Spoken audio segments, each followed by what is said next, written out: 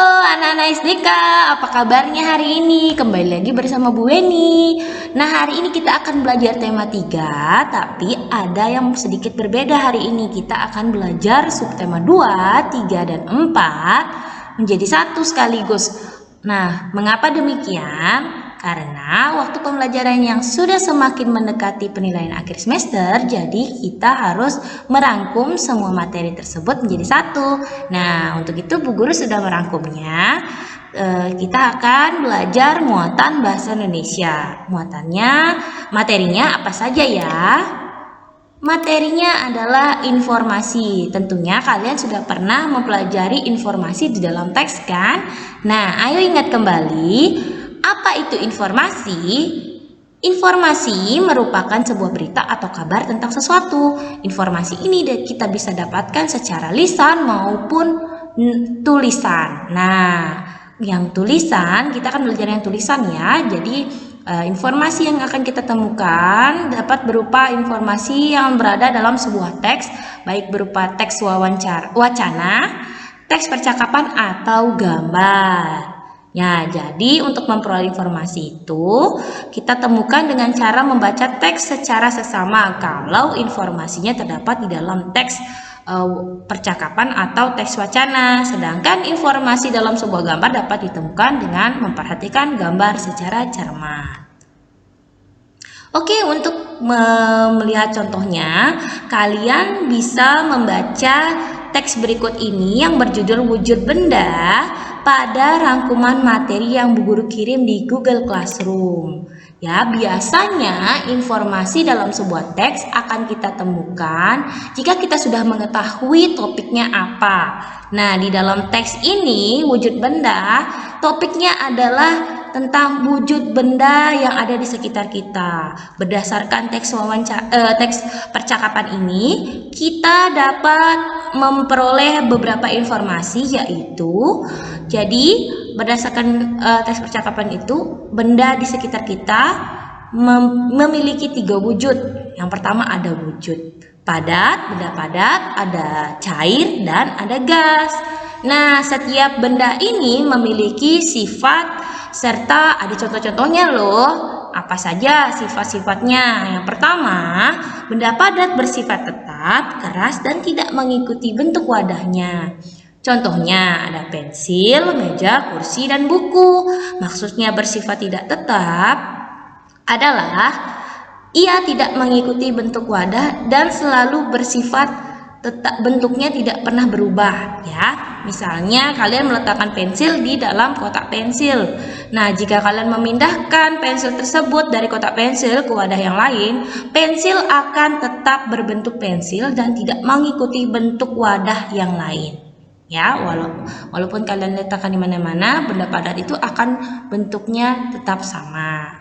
Sedangkan untuk benda cair yang bersifat tidak tetap dan mengikuti bentuk wadahnya, maksudnya adalah di sini kan ada contohnya air, minyak, susu, dan cat. Jika kalian memindahkan air dari gelas ke mangkok, maka air akan mengikuti bentuk mangkok ya. Kalau kalian pindahkan lagi ke gelas, ia akan mengikuti bentuk gelas tersebut. Itu maksudnya tidak tetap. Sama dengan gas yang bersifat tidak tetap, ia juga akan mengikuti bentuk wadahnya dan memenuhi ruang yang ditempatinya. Contohnya, udara dalam balon. Jika kalian masukkan udara atau gas ke dalam balon, ia akan mengembung sesuai dengan bentuk balon tersebut dan memenuhi ruangan di dalamnya.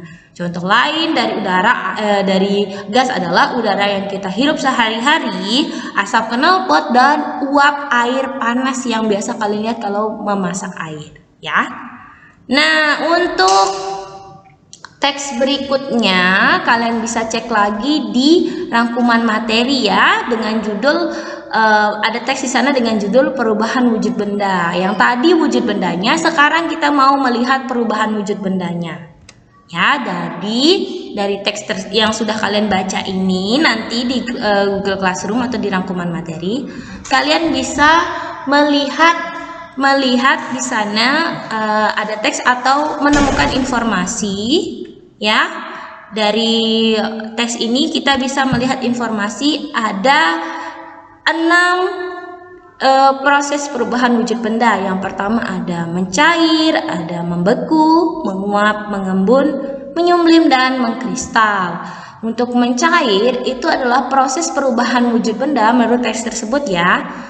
Mencair merupakan proses perubahan wujud benda dari padat menjadi cair. Contohnya ada mentega yang dipanaskan. Kemudian membeku. Ini merupakan proses perubahan wujud benda dari cair menjadi padat. Contohnya pembuatan es batu. Kemudian menguap. Ini merupakan proses perubahan wujud benda dari cair ke gas. Contohnya baju yang dijemur akan menjadi kering ya. Kemudian ada mengembun. Proses ini merupakan proses perubahan wujud gas menjadi cair.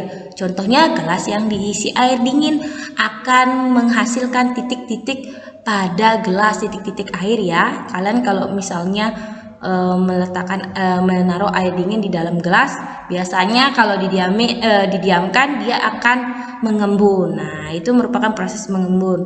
Ada proses menyumblim juga.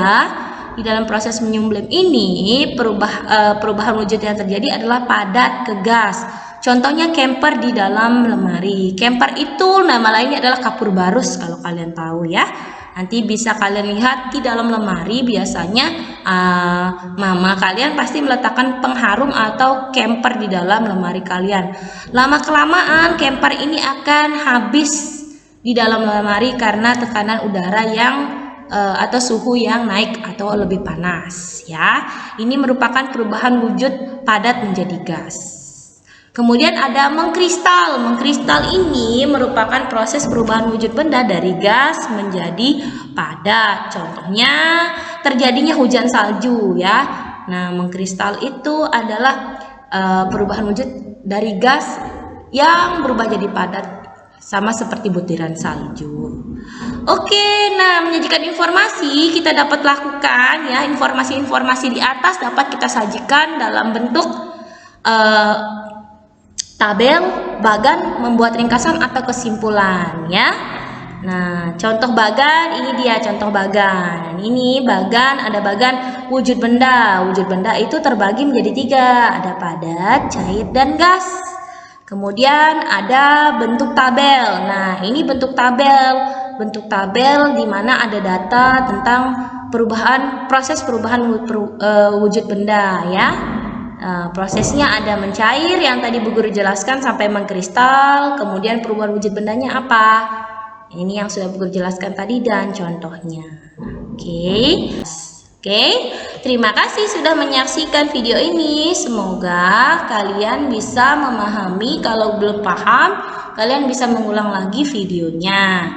Nah, sampai ketemu lagi di video selanjutnya. Salam sehat selalu, jangan lupa kerjakan tugasnya ya. Salam DJTM, selamat pagi.